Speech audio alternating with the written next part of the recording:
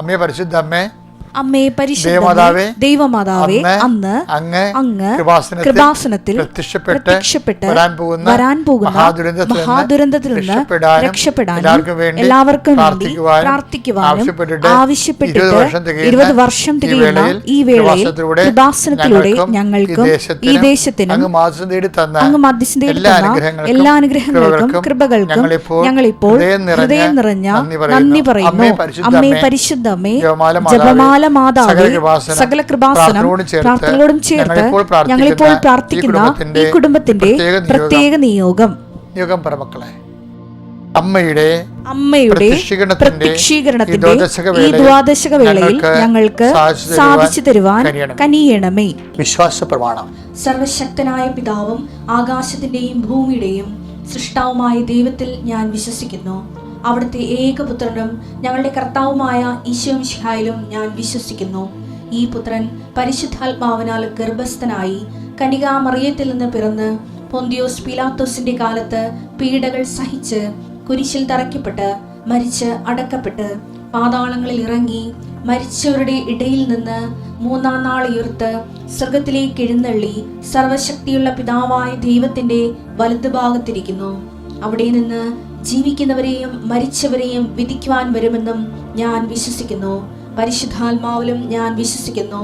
വിശുദ്ധ കത്തോലിക്കാ സഭയിലും പുണ്യവാന്മാരുടെ ഐക്യത്തിലും പാപങ്ങളുടെ മോചനത്തിലും ശരീരത്തിന്റെ ഉയർപ്പിലും നിത്യമായ ജീവിതത്തിലും ഞാൻ വിശ്വസിക്കുന്നു. ആമേൻ.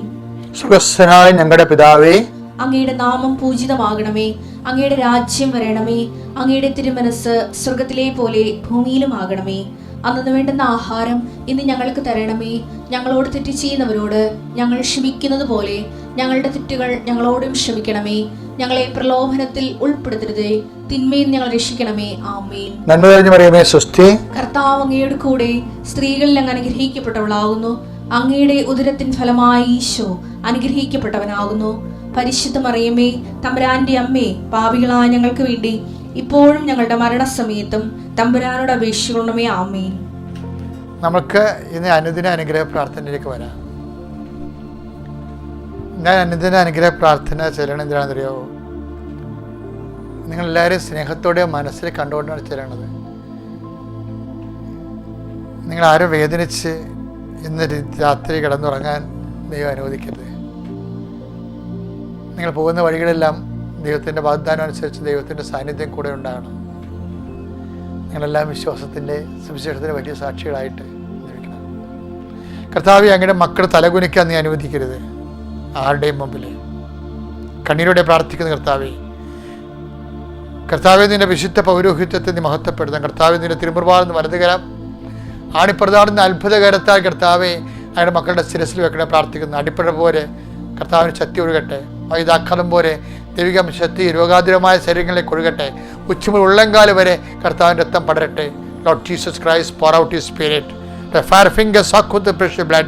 I command you in the name of Jesus Christ be healed. കർത്താവ് മാരക രോഗങ്ങൾ, തീരാവ്യാധികൾ, ചിരങ്ങ് രോഗങ്ങൾ, കർത്താവ് ചൊരു രോഗങ്ങൾ, ത്വക്ക് രോഗങ്ങൾ, കർത്താവ് എല്ലാം കർത്താവ് അങ്ങയുടെ വിശുദ്ധമായ രക്തം കർത്താവ് ത്വക്ക് രോഗികളുടെ മേൽ ഒഴുക്കണമെന്ന് പ്രാർത്ഥിക്കുന്നു. അവർ കർത്താവ് വെള്ളപ്പാണ്ടിൻ്റെ രോഗമുള്ളവർ, ചുണ്ടിൽ പാണ്ടുള്ളവർ, കർത്താവ് ശിരസിൽ മുടി കൊഴിയുന്നവർ, കർത്താവേ ആന്തരികമായ രോഗങ്ങളുള്ള ആന്തരികമായ അവയവങ്ങൾ അഴുകുന്നവരുണ്ട് ഈശോയെ. ആന്തരികമായ രോഗങ്ങൾ ക്യാൻസർ വന്നുള്ളവരുണ്ട് ഈശോയെ. കിഡ്നിയിൽ ക്യാൻസർ, കർത്താവെ ശ്വാസകോശങ്ങളിൽ കർത്താവെ മർദ്ദം കുറഞ്ഞപ്പോഴുള്ള കർത്താവെ തൈറോയ്ഡ് ക്യാൻസർ, തൊണ്ടയിൽ മുഴയുള്ളവർ, ചെവി കേൾക്കാൻ പാടില്ലാത്ത കുഞ്ഞുങ്ങൾ, കർത്താവ് എല്ലാവരും സംബന്ധിച്ച് പ്രാർത്ഥിക്കും. നടുവിന് വേദനയുള്ളവർ, നടുവിന് കർത്താവെ ബലക്ഷയമുള്ളവർ, നടു വളഞ്ഞിരിക്കുന്നവർ, കൈകാലുകൾ വളഞ്ഞിരിക്കുന്നവർ, ഓട്ടിസം, കണ്ണിന് കാഴ്ച കുറവുള്ളവർ, മൂക്കിന് കർത്താവ് പല അഡിനോയിഡിൻ്റെ രോഗമുള്ളവർ, എല്ലാവരെയും സ്പർശിക്കണമേ കർത്താവ്.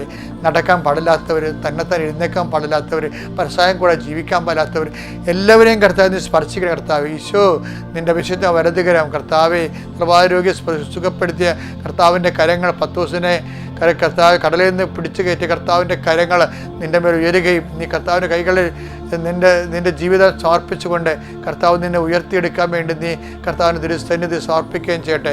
എൻ്റെ കർത്താവിൻ്റെ ഉന്നതമായ നാമത്തിൽ, സഭയുടെ അധികാരത്തിൽ, കുരിശിൻ്റെ അടയാളത്തിൽ, ദൈവത്തിൻ്റെ ശക്തിയാൽ ഞാൻ മക്കൾക്ക് വേണ്ടി പ്രാർത്ഥിക്കുന്നു.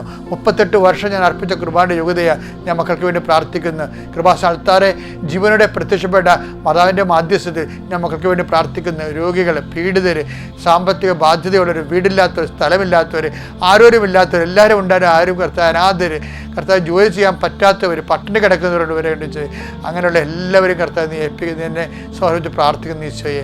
പല മക്കൾ പല രീതി പല ജീവിതത്തിലായിപ്പോയവർ, അകപ്പെട്ടു പോയവർ, പാപത്ത് വീണു പോയവർ, എനിക്ക് എഴുന്നേക്കാൻ പറ്റാത്ത രീതിയിൽ ഭീഷണിക്ക് വിധേയമായി ജീവിതം തകർന്നു പോയവർ, ഇനി എന്ത് ചെയ്യുമെന്ന് അറിയാൻ പാടില്ലാത്ത കുറ്റബോധം ഭാരത്തോടെ താങ്ങി നടത്തുന്നവർ, കർത്താവ് പലതരം കേസുകളിലും കർത്താവ് ചതിക്കേസുകളിലൊക്കെ പെട്ട് കർത്താവ് മയക്കുമരുന്നിൻ്റെ ചതികൾ പ്രയോഗങ്ങളിൽ പെട്ടുപോയവരും മയക്കുമരുന്ന് അടിമയായിട്ടുള്ളവരും അതിൻ്റെ കേസിൽപ്പെട്ടവരെയും സംബന്ധിച്ച് പ്രാർത്ഥിക്കുന്ന മിസ്സായാലും അന്യവിദേശ ജോലികളിലും വിദേശ ജയിലുകളിലും കിടക്കുന്നവരുണ്ട് ഈശോയെ. കർത്താവ് എല്ലാവരെയും സംബന്ധിച്ച് പ്രാർത്ഥിച്ചോയെ. മത്സ്യത്തൊഴിലാളി സഹോദരങ്ങൾ, കടലോരങ്ങളിലെ എല്ലാ അവസ്ഥകളും കർത്താവ് സമർപ്പിച്ച് പ്രാർത്ഥിക്കും. എൻ്റെ കർത്താവിൻ്റെ ഉന്നതമായ നാമത്തിൽ സഭയുടെ അധികാരത്തിൽ കുരിശിൻ്റെ അടയാളത്തിൽ വിശ്വാസ ത്യാഗികളുണ്ട് ഈശോയെ, സഭാത്യാഗികളുണ്ട് ഈശോയെ. അവരെല്ലാം കർത്താവ് അങ്ങ് പുനഃസ്ഥാപിക്കണേ, പുനരുദ്ധരിക്കണേ പ്രാർത്ഥിക്കുന്നു. എൻ്റെ കർത്താവിൻ്റെ ഉന്നതമായ നാമത്തിൽ സഭയുടെ അധികാരത്തിൽ കുരിശിൻ്റെ അടയാളത്തിൽ കർത്താവ് അങ്ങനെ മക്കളെ ആശീർവദിക്കണേ പ്രാർത്ഥിക്കുന്നു. മരണ വീടുകൾ, രോഗ വീടുകൾ, കലഹത്തിൻ്റെ വീടുകൾ, മക്കൾ പിരിഞ്ഞ് മാതാപിതാക്കന്മാർ പിരിഞ്ഞുപോയ വീടുകൾ, അത് ഇങ്ങനെ അലങ്കോലപ്പെട്ട അനാധീനമായി പോയിട്ടുള്ള വീടുകളെല്ലാം കർത്താവിൻ്റെ പരിശുദ്ധമാരും തലയ്ക്കട്ടെ. യേശുക്രിസ്തു ഉന്നതമായ നാമത്തിൽ സഭയുടെ അധികാരത്തിൽ കുരിശിൻ്റെ അടയാളത്തിൽ ദൈവനാമത്തിൽ എല്ലാ തിന്മകളും ഈശോനാമത്തിൽ കൂടി തുടച്ചു മാറ്റപ്പെടട്ടെ. Lord in peace, spirit of power and grace. മക്കളെ, നമ്മളിന്ന് വായിക്കുന്ന സുവിശേഷം ഒരു പ്രവാചക ഗ്രന്ഥമാണ്. യെശയ്യാ 17:11. നടുന്ന ദിവസം തന്നെ അവ മുളയ്ക്കുകയും ആ പ്രഭാതത്തിൽ തന്നെ അവ പൂവിടുകയും ചെയ്താലും ദുഃഖത്തിന്റെയും അപരിഹാര്യമായ വേദനയുടെയും ദിനത്തിൽ അതിന്റെ വിളവ് നശിച്ചു പോകും. അനുഭവിക്കാൻ പറ്റത്തില്ല. ആൾക്കാർക്ക് ഭയങ്കര ആക്രാന്തമാണല്ലോ. പക്ഷേ ഇതിൻ്റെ വിഷയം ഇതൊന്നുമല്ല. ഇതിൻ്റെ മുകളിൽ പറഞ്ഞ വചനങ്ങൾ വായിക്കുമ്പോഴൊക്കെ അത് മനസ്സിലാകേണ്ടത്. അതായത് മനുഷ്യന്മാർക്ക് ദൈവത്തെ അംഗീകരിക്കുന്നത് പോരായ്മയെ കരുതിയത് കൊണ്ട് റോമ 1:29 പറയും, ആത്മവികാരങ്ങൾക്ക് അവരെ ഏൽപ്പിച്ചു കൊടുത്തത്.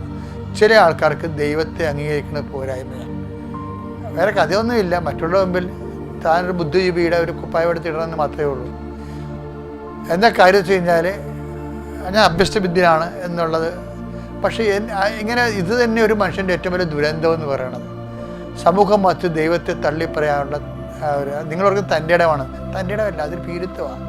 എന്ന് വെച്ച് കഴിഞ്ഞാൽ തന്നെ എല്ലാം ആശ്രയിച്ചുകൊണ്ട് താനാണ് ദൈവം.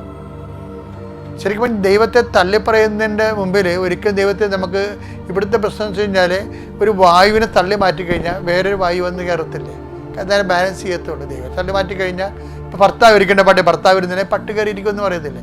അതുപോലെ ദൈവത്തെ മാറ്റി ദൈവം ഇരിക്കേണ്ട സ്ഥലത്ത് ദൈവം ഇരുന്നില്ലെങ്കിൽ അതുപോലെ തന്നെ ഇതുപോലെയുള്ള താൻ തന്നെ ആയിരിക്കും അവിടുന്ന് ദൈവമായിട്ടിരിക്കാൻ പോകുന്നത്. തൻ്റെ കേമത്വം, തൻ്റെ പ്രഭ, തൻ്റെ വിദ്യാഭ്യാസം, തൻ്റെ ചിന്താഗതി, താൻ ഫോളോ ചെയ്യുന്ന പ്രത്യയശാസ്ത്രം, ഇതൊക്കെ ഇങ്ങനെ കെട്ടിക്കൊഴിച്ചു. ദാറ്റ് മീൻസ് താൻ തന്നെ. അപ്പോൾ അതാണ് അതായത് ദൈവത്തെ നമ്മൾ അംഗീകരിക്കണമെങ്കിൽ ആദ്യം വേണ്ടത് നമുക്ക് ഒരു എളിമ വേണം ശരിക്കും. അപ്പം അങ്ങനെയുള്ള ആൾക്കാർക്ക് എന്താ പറ്റേണ്ടത്? അങ്ങനെയുള്ള ആൾക്കാർ എന്ത് നേടിയെന്ന് പറഞ്ഞാലും അതിന് ചില സമയത്ത് അനുഭവിക്കാൻ പറ്റാതെ വരും. അതുകൊണ്ട് ദൈവത്തെ തള്ളിക്കളയണത്, ദൈവത്തെ മാറ്റി നിർത്തിക്കൊണ്ട് ഒരു ജോലി ചെയ്തുകൊണ്ട് വിജയിപ്പിച്ച് കാണിക്കാൻ വേണ്ടി മറ്റുള്ളവരെ കൂടി വിശ്വാസം കളയണതും അവർ പക്ഷേ ഇന്നലെ നാളെ നമ്മൾ മറുപടി പറയേണ്ടി വരും. കാര്യം എലോൺ മസ്ക് എന്ന് പറയുന്ന വ്യക്തികൾ പോലും ഈ ലോകത്തെ ഏറ്റവും ശാസ്ത്രവും സമ്പത്തും കുഴിഞ്ഞു പോയൊരു മനുഷ്യനാണ്. അവനെ വലിയ വലിയ മനുഷ്യരെല്ലാവരും തന്നെ വിശ്വാസികളാണ്. അവർ പൊട്ടന്മാരായതുകൊണ്ടല്ല, അവർക്ക് അഹങ്കാരമില്ലാതെ എളിമയെടുത്ത് ഏറ്റുപറയാനുള്ള മാനസികാവസ്ഥകളുകൊണ്ടാണ്. ക്രിസ്മസിന് നല്ല കാലമാണ് വരണത്. ക്രിസ്മസ് കർത്താവ് ജനിക്കേണ്ട ഒരു കാലമാണ് നമ്മുടെ ഹൃദയത്തിൽ രൂപീകരം.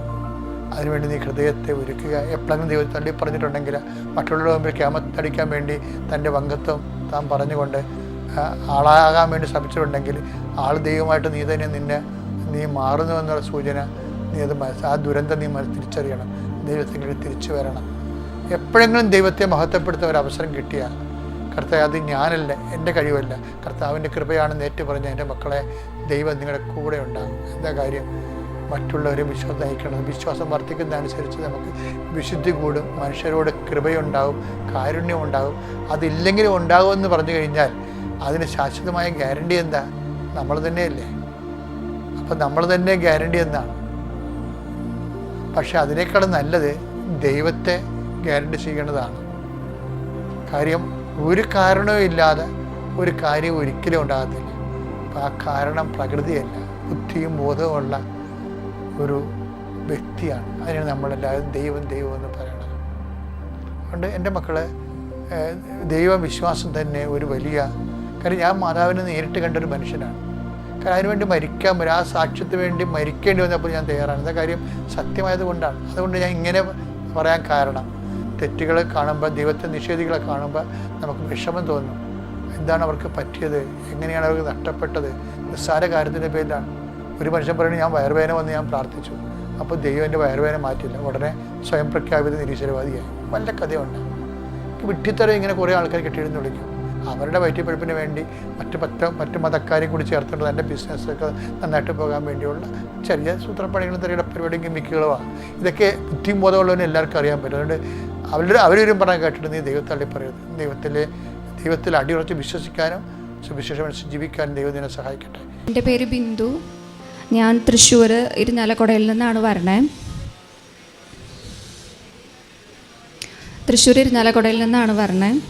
ഞങ്ങൾ 2019 നവംബർ 16 ഇവിടെ വന്ന് ഉടമ്പടി എടുക്കുന്നത്. ഞാൻ ഒരു ഹൈന്ദവ കുടുംബത്തിൽ പെടുന്ന ഒരാളാണ്. പക്ഷേ എന്നെ കല്യാണം കഴിച്ചിരിക്കുന്നത് ഒരു ക്രിസ്ത്യനാണ്. അപ്പോൾ അദ്ദേഹത്തിൻ്റെ പേരിലാണ് ഇവിടെ ഉടമ്പടി എടുത്തിരിക്കുന്നത്. ഇവിടെ വരുന്നതിന് മുമ്പ് ഇങ്ങനൊരു മാതാവ് ഉണ്ടെന്നുള്ളത് എനിക്ക് എന്നോട് പറഞ്ഞു തന്നത് ഞങ്ങളുടെ കുടുംബ സുഹൃത്തും എനിക്കൊരുപാട് വേണ്ടപ്പെട്ട ഒരു ആൻറ്റി ആയിട്ടുള്ള എലിസബത്ത് ആൻറ്റിയാണ്. ഞാൻ ആൻറ്റി ഈ നിമിഷം ഞാൻ ഓർക്കുന്നു, എൻ്റെ കൂടെ ഇപ്പോൾ ഇല്ലെങ്കിലും. ഞാനിവിടെ വന്നപ്പോൾ ഞാനൊരു BSc ഒപ്റ്റോമെട്രി പഠിച്ചുകൊണ്ടിരുന്ന സ്റ്റുഡൻ്റായിരുന്നു. പക്ഷേ ചില ആരോഗ്യ പ്രശ്നങ്ങൾ കാരണം കൊണ്ട് എനിക്ക് പഠനം ഒരു വർഷം പാതി വഴിയിൽ എനിക്ക് മുടക്കേണ്ടതായിട്ട് വന്നിട്ടുണ്ടായിരുന്നു. പഠനം പാതി വഴിയിൽ നിന്ന് പോയപ്പോൾ ഇവിടെ വന്ന് ഉടമ്പടി എടുത്തതിൻ്റെ ഫലമായിട്ട് 4ാമത്തെ ദിവസമാണ് എന്നെ കോളേജിൽ നിന്ന് എൻ്റെ പ്രിൻസിപ്പൾ വിളിച്ച് തിരിച്ച് റീജോയിൻ ചെയ്തുകൂടെ, എന്തുകൊണ്ട് വീണ്ടും കോഴ്സ് കണ്ടിന്യൂ ചെയ്തുകൂടാ എന്ന് പറഞ്ഞ് എന്നെ ഇങ്ങോട്ട് വിളിച്ച് ഞാൻ കോളേജിലെത്തുന്നതും ഞാൻ എൻ്റെ പഠനം ഞാൻ പൂർത്തീകരിക്കുന്നതും. അപ്പം അതെനിക്ക് അമ്മ തന്ന വലിയൊരു അനുഗ്രഹമായിട്ടാണ് ഞാൻ കാണുന്നത്. കാരണം അത്ര നാളും ഞാൻ കോളേജിൽ പോയി ഫോർമാലിറ്റീസിൻ്റെ പേരിലൊക്കെ ഒരുപാട് പോയതിൻ്റെ പേരിലായാലും അത്ര നാളും പ്രിൻസിപ്പൾ എൻ്റെ അടുത്ത് അങ്ങനൊരു സജഷൻ എൻ്റെ അടുത്ത് വെച്ചിട്ടുണ്ടായിരുന്നില്ല. പക്ഷേ ഇവിടെ ഉടമ്പടി എടുത്തതിൻ്റെ ഫലമായി 4ാമത്തെ ദിവസമാണ് എന്നെ മാം തിരിച്ച് വിളിച്ച് എന്നോട് പറയുന്നത് ചെയ്തുകൂടെ എന്നുള്ളത്. അത് വലിയൊരു അനുഗ്രഹമായിട്ട് ഞാൻ കാണുന്നു. 2ാമത്തെ കാര്യം, എൻ്റെ കോഴ്സിൻ്റെ ഇടയിൽ തന്നെ എനിക്കൊരു അരിയർ ഉണ്ടായിരുന്നു. പത്തോളജി ആയിരുന്നു സബ്ജക്റ്റ്. വളരെ ബുദ്ധിമുട്ടും ഒക്കെ ഉള്ളൊരു സബ്ജക്റ്റാണ്. പഠിക്കാനായിട്ടായാലും വളരെയധികം ബുദ്ധിമുട്ടുള്ളൊരു കാര്യമാണ്. അതുകൊണ്ട് തന്നെ പഠിത്തം ആ ഒരു പത്തോളജിയുള്ള സബ്ജക്റ്റിനോട് ഒട്ടും എനിക്ക് ഇഷ്ടമുണ്ടായിരുന്നില്ല. അപ്പോൾ അരിയറിൻ്റെ ഡേറ്റ് വന്നു, എന്തായാലും എഴുതണം, ഇനിയിപ്പോൾ എഴുതാണ്ടിരുന്നിട്ട് കാര്യമൊന്നുമില്ല. അപ്പോൾ 10 ദിവസം ഉണ്ടായിരുന്നു എൻ്റെ മുമ്പിൽ. പക്ഷെ ഞാൻ 10 ദിവസമൊന്നും ഞാനിരുന്ന് പഠിക്കാറില്ല. ഞാൻ ആ തത്സമയത്തുമ്പോഴാണ് ബുക്ക് സാധാരണ എടുക്കാറ്. 3 ദിവസം കഴിഞ്ഞു, 6 ദിവസം കഴിഞ്ഞു, 5 ദിവസം കഴിഞ്ഞു, ഇനി ബാക്കി 4 ദിവസമുള്ളൂ. അതും കഴിഞ്ഞു 3ാമത്തെ ദിവസമായി, ഇനി എൻ്റെ മുമ്പിൽ 2 ദിവസമുള്ളൂ. അപ്പോൾ പിന്നെ ഇനി തമാശ കളിച്ചിരിക്കാൻ എനിക്ക് പറ്റില്ല എന്ന് തോന്നിയോണ്ട് ഞാൻ വേഗം പുസ്തകങ്ങളൊക്കെ എടുത്തു കഴിഞ്ഞപ്പോൾ ഒരുപാടുണ്ട് പഠിക്കാനായിട്ട്. 2 ദിവസം കഴിഞ്ഞ എക്സാമാണ്. ഇരിക്കുന്നതിന് മുമ്പ് ഞാൻ മാതാവിനെ നല്ലോണം പ്രാർത്ഥിച്ച് ഞാൻ പുസ്തകങ്ങളൊക്കെ എടുത്ത് പ്രീവിയസ് ക്വസ്റ്റ്യൻ പേപ്പേഴ്സൊക്കെ ഞാൻ റെഫർ ചെയ്ത്. അപ്പോൾ ഞാൻ ടെക്സ്റ്റ് ബുക്കിൽ ഞാൻ അങ്ങനെ തന്നെ നോക്കി പഠിക്കുന്ന ഒരാളല്ല. എനിക്ക് എൻ്റേതായിട്ടുള്ള നോട്ട്സ് തന്നെ പ്രിപ്പയർ ചെയ്തിട്ട് വേണം പഠിക്കാനായിട്ട്. പഠിച്ച് ഫസ്റ്റ് ഡേ കഴിഞ്ഞു, സെക്കൻഡ് ഡേ ആയപ്പോൾ ഒരുവിധം പഠിച്ചെത്തി. പക്ഷേ എന്നാലും ചില ടോപ്പിക്കുകൾ അങ്ങോട്ട് നീങ്ങുന്നുണ്ടായിരുന്നില്ല. അപ്പോൾ ഞാൻ മാതാവിൻ്റെ അടുത്ത് പ്രാർത്ഥിച്ച് ഇവിടുത്തെ സാക്ഷ്യങ്ങൾ കേട്ടുകൊണ്ടിരുന്നപ്പോൾ ഇവിടെ വന്നിട്ടൊരു പയ്യൻ ഒരു സാക്ഷ്യം പറഞ്ഞിട്ടുണ്ടായിരുന്നു. അപ്പോൾ പഠിക്കാനായിട്ട് കുറച്ച് ബുദ്ധിമുട്ടുള്ള സമയത്ത് അമ്മയുടെ പ്രത്യക്ഷീകരണത്തിൻ്റെ സ്ഥിരസാക്ഷിയായി യേശുവിൻ്റെ നാമത്തിൽ എന്നെ ഉയർത്തണമേ എന്ന് പ്രാർത്ഥിച്ചപ്പോൾ ആയാസകരമായിട്ട് തന്നെ എല്ലാ ടോപ്പിക്സും വളരെ ഈസി ആയിട്ട് പഠിച്ചതും ആ പഠിച്ച ടോപ്പിക്സ് തന്നെ പരീക്ഷയ്ക്ക് ക്വസ്റ്റ്യൻ പേപ്പേഴ്സായിട്ട് വന്നതായിട്ടും പറഞ്ഞു. അപ്പോൾ എൻ്റെ കയ്യിൽ മാതാവിൻ്റെ കാശുരൂപം എപ്പോഴും ഉണ്ടാവും പഠിക്കുന്ന സമയത്ത്. അപ്പം ഞാൻ വെറുതെ ഒരു ഇതിന് മാതാവിൻ്റെ അടുത്ത് ചുമ്മാ ചോദിച്ചു, ഞാനും ഇങ്ങനെ പ്രാർത്ഥിച്ചു കഴിഞ്ഞാൽ എനിക്കും ഇതേപോലെ ഒന്ന് വരുത്തി തരുമോ മാതാവേ എന്ന് ചോദിച്ചു. അപ്പം ഞാൻ എൻ്റെ ഒരു ടാർഗറ്റ് വെച്ചിരുന്നത് 12 മണിയാണ് രാത്രി, അതിനുള്ളിൽ തീർത്ത് കിടക്കണം, ഇനി പിന്നെ ഇരിക്കാനായിട്ട് പറ്റില്ല എന്ന് വിചാരിച്ചിരുന്നു.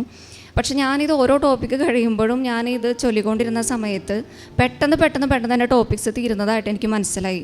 8:30 എൻ്റെ പഠനം എല്ലാം കഴിഞ്ഞു. ഞാൻ പുസ്തകം അടച്ചു വെച്ച് പിറ്റേ ദിവസം രാവിലെ ഒന്നും കൂടി റിവൈസ് ചെയ്ത് പരീക്ഷാ ഹാളിലെത്തി. അവിടെ എത്തി ഹാളിൻ്റെ മുമ്പിലെത്തി ഞാൻ ഒന്നും കൂടിയും അമ്മയുടെ പ്രത്യക്ഷീകരണത്തിൻ്റെ സ്ഥിരസാക്ഷിയായി യേശുവിൻ്റെ നാമത്തിൽ എന്നെ ഉയർത്തണമെന്ന് ഞാൻ പ്രാർത്ഥിച്ചു. 10 മണിക്ക് എനിക്ക് പരീക്ഷ തുടങ്ങേണ്ടത് 10:10 തുടങ്ങിയിട്ടില്ല. എൻ്റെ കൊണ്ടല്ല, സബ്ജക്റ്റിൻ്റെ കോഡിൽ എന്തോ പ്രശ്നമായിട്ടായിരുന്നു എന്നെ ഹാളിൽ കയറ്റാണ്ട് അലോ ചെയ്യാതിരുന്നത്. അപ്പോൾ ഞാൻ വിചാരിച്ചു എൻ്റെ തെറ്റുകൊണ്ടല്ലല്ലോ, പിന്നെ എൻ്റെ കയ്യിൽ സമയത്തിൻ്റെ മാതാവാണ് എൻ്റെ ഉള്ളത്. അപ്പോൾ ഞാൻ മാതാവിനോട് പ്രാർത്ഥിച്ചു, എൻ്റെ സമയത്തെ അവിടെ നിന്ന് ഏറ്റെടുക്കണേ മാതാവേ, എൻ്റെ തെറ്റുകൊണ്ടല്ല. അപ്പോൾ എനിക്ക് എന്തായാലും സമയം മാതാവ് തരും, ആരുതെന്നില്ലെങ്കിലും മാതാവ് തരുന്നൊരു വിശ്വാസമായിരുന്നു. പരീക്ഷാ ഹാളിൽ കയറി ക്വസ്റ്റ്യൻ പേപ്പേഴ്സ് കിട്ടി. ക്വസ്റ്റ്യൻ പേപ്പർ കയ്യിൽ കിട്ടിയപ്പോൾ ഞങ്ങൾക്ക് സെക്ഷൻ എ, ബി, സി എന്നുള്ളൊരു 3 സെക്ഷനായിട്ടാണ് പരീക്ഷ. അതിൽ സെക്ഷൻ സി ആണ് ഞങ്ങളെല്ലാവരും ആദ്യം നോക്കുക. കാരണം എസ് എ സെക്ഷനാണ്, 8 മാർക്കിൻ്റെ ക്വസ്റ്റ്യൻസാണ്, അതിൽ 5 എണ്ണം, പിന്നെ 5 മാർക്കിൻ്റെ ഷോർട്ട് നോട്ട് സെക്ഷൻ ബി, പിന്നെ 10 വൺ വേർഡ്. ഈ സെക്ഷൻ സി ആണ് ഞാൻ ആദ്യം നോക്കിയത്. സെക്ഷൻ സി ഞാൻ നോക്കി, സെക്ഷൻ ബി നോക്കി, വൺ വേർഡ് ഞാൻ നോക്കി. ഞാൻ പഠിച്ചത് ഇത്ര അട്ടിയുള്ള കുറച്ച് പേപ്പറുകളായിരുന്നു ഞാൻ പഠിച്ചിരുന്നത്. ആ പഠിച്ച ഇത്ര അട്ടിയുള്ള പേപ്പർ തന്നെയാണ് എനിക്ക് എൻ്റെ മാധവ് ക്വസ്റ്റ്യൻ പേപ്പറായിട്ട് കൊണ്ടുവന്ന് തന്നത്. സാധാരണ 10 വൺ വേർഡൊന്നും ഒരു ഊഹമില്ലാത്ത കാര്യങ്ങളാണ് സാധാരണ വൺ വേർഡുകളായിട്ട് വരിക. പക്ഷെ ആ 10 വൺ വേർഡും ഞാൻ പഠിച്ചതിനുള്ളിൽ നിന്ന് തന്നെ ക്വസ്റ്റ്യനായിട്ടിട്ട് മാതാവ് എനിക്ക് ഒരു അനുഗ്രഹം കാണിച്ചു തന്നു. എക്സാം എഴുതി തുടങ്ങി സന്തോഷം കൊണ്ട് അധികം പേനോട്ട് നീങ്ങണമില്ല, എന്നാലും സങ്കടവും സന്തോഷം എല്ലാം കൂടി മാതാവിന് നന്ദി പറഞ്ഞ് ഞാൻ എഴുതി തുടങ്ങി. അപ്പോൾ ഡയഗ്രാംസ് കാര്യങ്ങളെല്ലാം വരച്ച് എല്ലാം മുന്നോട്ട് പോയി. അവസാനമായപ്പോൾ സമയത്തിൻ്റെ കുറച്ച് ബുദ്ധിമുട്ടുണ്ടായപ്പോൾ ഞാൻ മാതാവിനോട് പ്രാർത്ഥിച്ചു. പഠിച്ചതൊക്കെ മാതാവെ വരുത്തി തന്നു. എല്ലാം എഴുതാനും എല്ലാ ഡയഗ്രാംസും വരച്ചു. അത് കളർ ചെയ്യാനും മാർക്ക് ചെയ്യാനും നല്ല രീതിയിൽ എക്സാം അവസാനിപ്പിക്കാൻ എനിക്ക് അനുഗ്രഹം തരണേന്ന് ഞാൻ പ്രാർത്ഥിച്ചു. പെട്ടെന്ന് ഞാൻ എല്ലാം എഴുതി കഴിഞ്ഞ് എനിക്ക് കളർ ചെയ്യാനും മാർക്ക് ചെയ്യാനും ഒക്കെ സമയം കിട്ടി. എൻ്റെ എക്സാം കഴിഞ്ഞിട്ടും പിന്നെയും എനിക്ക് 3 മിനിറ്റ് ബാക്കിയായിരുന്നു മാതാവ് തന്ന സമയം. അപ്പോഴേക്കും എൻ്റെ എക്സാം കഴിഞ്ഞ് ഞാൻ പേപ്പർ തിരിച്ചു കൊടുത്തു. ഹൈ സ്കോറോട് കൂടി തന്നെ ഞാൻ എൻ്റെ പെത്തോളജി സബ്ജക്റ്റ് ഞാൻ എഴുതിയെടുത്തു. പിന്നെ ഞങ്ങളുടെ കോഴ്സിൻ്റെ ഭാഗമായിട്ട് ഞങ്ങൾക്ക് ഇൻറ്റേൺഷിപ്പ് പീരീഡ് ഉണ്ട്. അത് സാധാരണ ഏതെങ്കിലും ഐ ഹോസ്പിറ്റലിലാണ് ചെയ്യുക. ഞാൻ ആഗ്രഹിച്ച ഹോസ്പിറ്റലിൽ തന്നെയാണ് മാതാവ് എനിക്ക് ഇൻറ്റേൺഷിപ്പിന് മേടിച്ച് തന്നത്. പക്ഷേ ഇൻറ്റേൺഷിപ്പ് ചെയ്യുന്നതിനിടയിൽ എനിക്ക് ഒരു പനി വന്നു. പനി വന്നപ്പോൾ പനി രാത്രി ഏറ്റവും മാറുന്നില്ല, രാത്രി മാത്രമാണ് പനി വരുന്നത്. കാര്യങ്ങളൊക്കെ ഡോക്ടറുടെ അടുത്തൊക്കെ പറഞ്ഞിട്ടും എത്ര മരുന്ന് കഴിച്ചിട്ടും മാറാത്ത പനി. ഞാൻ മാതാവിൻ്റെ അടുത്തൊക്കെ പ്രാർത്ഥിച്ചിട്ടും മാതാവ് ചെറിയൊരു കുറവ് തരും. എന്നാൽ ഞാൻ ഈ പനി വെച്ചിട്ട് തന്നെയാണ് ഞാൻ ഹോസ്പിറ്റലിലേക്ക് ഡ്യൂട്ടിക്ക് പോകുന്നത്. ഡോക്ടറെ അടുത്ത് പോയി ഡോക്ടർ കഫം ടെസ്റ്റ് ചെയ്യാൻ പറഞ്ഞപ്പോൾ റിസൾട്ട് വന്നപ്പോൾ TB ആയിരുന്നു എനിക്ക്.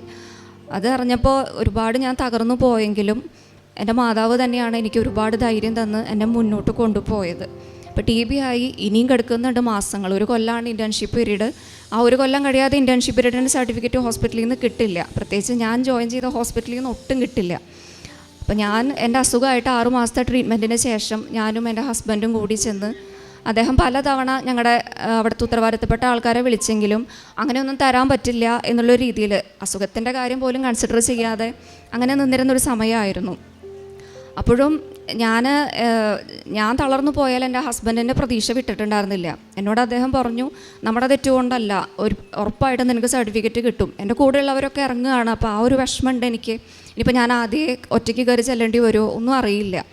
അങ്ങനെ രണ്ടും കൽപ്പിച്ചൊരു ദിവസം ഞാനും എൻ്റെ അമ്മയും എൻ്റെ ഹസ്ബൻഡും കൂടി അവിടുത്തെ ഉത്തരവാദിത്തപ്പെട്ട ആൾക്കാരെ നേരിട്ട് കാണാനും കാര്യങ്ങൾ ചെന്ന് പറയാനായിട്ട് ചെന്നു.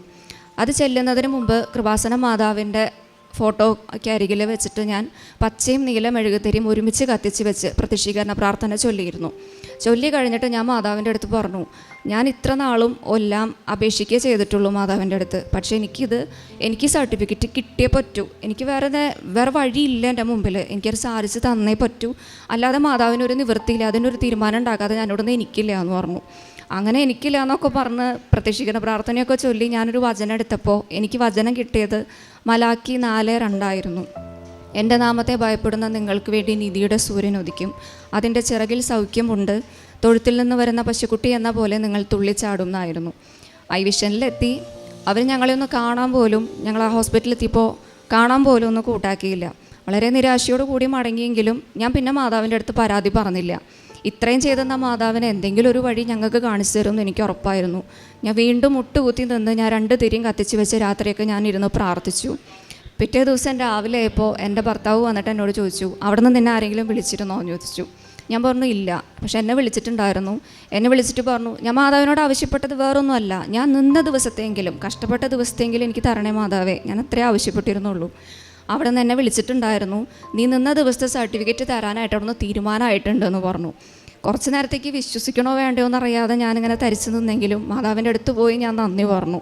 അത് കഴിഞ്ഞപ്പോൾ അവിടെ തന്നെയുള്ള ഒരു സീനിയർ പറഞ്ഞു, 6 മാസത്തെ സർട്ടിഫിക്കറ്റാണ് നിനക്ക് തരാൻ ഇവിടെ നിന്ന് പോകുന്നതെന്ന് പറഞ്ഞു. പക്ഷേ ഇതൊന്നുമല്ല, എനിക്ക് സർട്ടിഫിക്കറ്റ് കിട്ടിയപ്പോൾ 10 മാസത്തെ സർട്ടിഫിക്കറ്റ് തന്നിട്ടാണ് എൻ്റെ മാതാവ് എനിക്ക് അനുഗ്രഹിച്ചത്. വെറും 2 മാസത്തെ കുറവേ ഉള്ളൂ. അത് ഏതെങ്കിലും ഒപ്റ്റിക്കൽസിൽ പോയി എനിക്ക് നേടിയെടുക്കാവുന്നേ ഉള്ളൂ. അതിനുശേഷം പിന്നെ ഞങ്ങളുടെ ഒരു ആഗ്രഹമായിരുന്നു ഞങ്ങൾക്കൊരു കുഞ്ഞ്. അപ്പോൾ കുടുംബത്തെ ആരോഗ്യ പ്രശ്നങ്ങളും എൻ്റെ അമ്മയ്ക്ക് വയ്യാത്തൊരാളായ കാരണം കൊണ്ട് അതിനിടയിൽ ഒരു കുഞ്ഞിനെ കൊണ്ടുവരാനായിട്ട് ഞങ്ങൾക്കൊട്ടും ഒരു ഇതുണ്ടായിരുന്നില്ല. ഇവിടെ വന്നപ്പോൾ എനിക്കും എൻ്റെ അമ്മയ്ക്കും എൻ്റെ ഹസ്ബൻഡിനും ഞങ്ങൾക്ക് 3 പേർക്കും ഒരേപോലെ ആഗ്രഹം തോന്നി തുടങ്ങി, ഇനി ഒരു കുഞ്ഞു വേണം, എന്തായാലും വേണം. പക്ഷെ നമ്മൾ വിചാരിക്കുമ്പോൾ കിട്ടണം എന്നില്ലല്ലോ, മാതാവും കൂടെ വിചാരിക്കണ്ടേ. ഇവിടെ വന്ന് 2ാമത് ഉടമ്പടി പുതുക്കി ഈ ഒരു നിയോഗം വെച്ചു, ഞങ്ങൾക്കൊരു കുഞ്ഞിനെ തന്ന് അനുഗ്രഹിക്കണമെന്ന് നിയോഗം വെച്ചു. ആ വച്ചതിൻ്റെ 10ാം ദിവസമാണ് ഞാൻ പ്രഗ്നൻ്റ് ആണെന്ന് ഞാൻ അറിയുന്നത്. ഇപ്പോൾ ഞാൻ 5 മാസം ഞാൻ പ്രഗ്നൻ്റ് ആണ്. ഏറ്റവും വലിയ അനുഗ്രഹം തന്നിട്ട് എൻ്റെ മാതാവ് ഞങ്ങളെ അനുഗ്രഹിച്ചിട്ടുണ്ട്. പിന്നത്തെ ഒരു അനുഗ്രഹം എന്ന് പറഞ്ഞു കഴിഞ്ഞാൽ, എൻ്റെ അമ്മയുടെ ഒരു സ്ഥലം വിൽക്കാണ്ടിരുന്നിരുന്നൊരു സ്ഥലമാണ്. അപ്പോൾ സാധാരണ ഞങ്ങളുടെ ഇടയിൽ ഞങ്ങളുടെ തറവാട്ടിലത്തെ ആൾക്കാർ തന്നെ എടുത്താലാണ് ഏറ്റവും നന്നായിട്ട് പോവുക എന്നുള്ളൊരു വിശ്വാസമുണ്ട് ഞങ്ങൾക്ക്. അപ്പോൾ പലതവണ അമ്മയുടെ ആങ്ങളുടെ അടുത്ത് പറഞ്ഞിട്ടും അദ്ദേഹം ഒട്ടും തയ്യാറാവേണ്ടായിരുന്നില്ല. അദ്ദേഹത്തിന് ഇപ്പോൾ എടുക്കാൻ മനസ്സില്ല. അങ്ങനെ ഒരു ഇതായിരുന്നു. അമ്മയുടെ ട്രീറ്റ്മെൻറ്റും കാര്യങ്ങളൊക്കെ ആയിട്ട് ഒരുപാട് ചിലവ് കാര്യം വരുന്നതുകൊണ്ട് തന്നെ ഞങ്ങൾക്കായിരുന്നു ഒരുപാട് തിടുക്കം, അത് വിൽക്കണം. പക്ഷേ ഒരു തരത്തിലും ഞങ്ങളോട് അതെടുക്കുന്നൊരു വാക്കോ ഒന്നുമില്ല, ആർക്കാ വേണ്ടതെന്ന് വെച്ചാൽ കൊടുത്തോളാൻ, അങ്ങനത്തെ ഒരു രീതി വരെ ഞങ്ങളോട് പറഞ്ഞു. പക്ഷെ ഞാനും എൻ്റെ ഹസ്ബൻഡും എൻ്റെ അമ്മയും ഞങ്ങൾ 3 പേരും മാതാവിനോട് തുടർച്ചയായിട്ട് പ്രാർത്ഥിച്ചിരുന്നു, അദ്ദേഹത്തിൻ്റെ മനസ്സിന് എന്തെങ്കിലും ഒരു മാറ്റം വരാൻ, അല്ലെങ്കിൽ ഞങ്ങൾക്ക് ഏതെങ്കിലും വഴിയിൽ ആ പറമ്പൊന്ന് വിൽക്കാൻ. കഴിഞ്ഞ ആഴ്ച എൻ്റെ ഒരു ബന്ധു തന്നെ ഞങ്ങളെ വിളിച്ചിട്ട് പറഞ്ഞു, അദ്ദേഹം ആ പറമ്പ് എടുക്കാനായിട്ട് തയ്യാറായിട്ടുണ്ട്, ഇനി അധികം വൈകാതെ തന്നെ മുന്നോട്ട് പൊക്കോളും എന്ന് പറഞ്ഞു. പിന്നത്തെ ഒരു അനുഗ്രഹം എനിക്ക് ചെയ്തു തന്നത്, ഞങ്ങളുടെ ഈ കോഴ്സിൻ്റെ ബന്ധപ്പെട്ട് ഞങ്ങൾക്ക് കോഷൻ ഡെപ്പോസിറ്റ് ഉണ്ട് കോളേജിൽ. ഇത് കിട്ടണമെങ്കിൽ അതിൻ്റെ ഒറിജിനൽ റെസിപ്റ്റ് ഞങ്ങൾ കൊണ്ട് കൊടുക്കണം. പക്ഷേ ഞാൻ എത്ര നോക്കിയിട്ട് എൻ്റെ ഒറിജിനൽ റെസിപ്റ്റ് കാണാനുണ്ടായിരുന്നില്ല. ഒരുപാട് തപ്പിയെങ്കിലും എനിക്ക് കിട്ടിയിട്ടുണ്ടായിരുന്നില്ല. പക്ഷേ എൻ്റെ കൂടെയുള്ള ആൾക്കാരുകളുടെയൊക്കെ കാണാനില്ല എന്ന് പറഞ്ഞപ്പോൾ അവർ പറഞ്ഞത് എന്തായാലും ഒറിജിനൽ വേണം എന്നാണ് പറഞ്ഞത്. ഒരുപാട് ഞാൻ ടെൻഷൻ അടിച്ചു. എനിക്ക് അത്രയും പേടിയും ടെൻഷനും സങ്കടവും എല്ലാം കൂടിയായിട്ട് വന്നു. മാതാവ് ഇത് എവിടെ പോയി എൻ്റെ സർട്ടിഫിക്കറ്റ് എന്നുള്ളൊരു ചോദ്യമായിരുന്നു എൻ്റെ ഉള്ളിൽ. ആ റെസിപ്റ്റ് എവിടെ പോയി, തപ്പാനൊരിടവും ബാക്കിയില്ല. അന്ന് ഞാനൊരു ദിവസം അപ്പോൾ കാണാണ്ടായ ആ രാത്രി തന്നെ ടെൻഷൻ അടിച്ച് വയ്യാണ്ടായപ്പോൾ മാതാവിനോട് ഞാനൊന്ന് പ്രാർത്ഥിച്ചൊന്നുമില്ല പതിവ് പോലെ. പകരം മാതാവിന് ഞാനൊരു കത്തെഴുതി വെച്ചു. കത്തെഴുതിയിട്ട് എനിക്ക് പറയാനുള്ള കാര്യങ്ങൾ ഞാൻ ആ കത്തിലെഴുതിയിട്ട് ഞാൻ പറഞ്ഞു, സമയം ഉണ്ടാവുമല്ലോ എന്നൊന്നും എനിക്കറിയില്ല, പക്ഷെ സമയം കിട്ടുമ്പോൾ ഈ കത്ത് എപ്പോഴെങ്കിലും ഒന്ന് വായിച്ച് നോക്കിക്കോളോട്ടാന്ന് ഞാൻ പറഞ്ഞിട്ടുണ്ടായിരുന്നു. 2-3 ദിവസം കഴിഞ്ഞു, വലിയ മാറ്റമൊന്നുമില്ല. ഞാൻ അപ്പോഴും മാതാവിൻ്റെ അടുത്ത് പോയി നിന്ന് പറയും, വായിച്ചിട്ടില്ലല്ലോ എൻ്റെ കത്ത് ഇതുവരെ എന്നുള്ള രീതിയിലായിരുന്നു എനിക്ക്. അതിന് ശേഷം 2 ദിവസം കഴിഞ്ഞപ്പോൾ കോളേജിലുള്ളൊരു കുട്ടി തന്നെ എൻ്റെ അടുത്ത് വന്നിട്ട് പറഞ്ഞു, ഒറിജിനൽ റെസിപ്റ്റ് വേണ്ട, ഒറിജിനൽ റെസിപ്റ്റ് ഇല്ല എന്നുള്ളത് മാമിൻ്റെ അടുത്ത് പറഞ്ഞ് ആ ലെറ്ററിലും കൂടി ഇൻക്ലൂഡ് ചെയ്തിട്ട് കൊടുത്താൽ മതി എന്നുള്ളത്. എന്താഗ്രഹിക്കുമ്പോഴും അത് തരുന്നുണ്ട് മാതാവ്.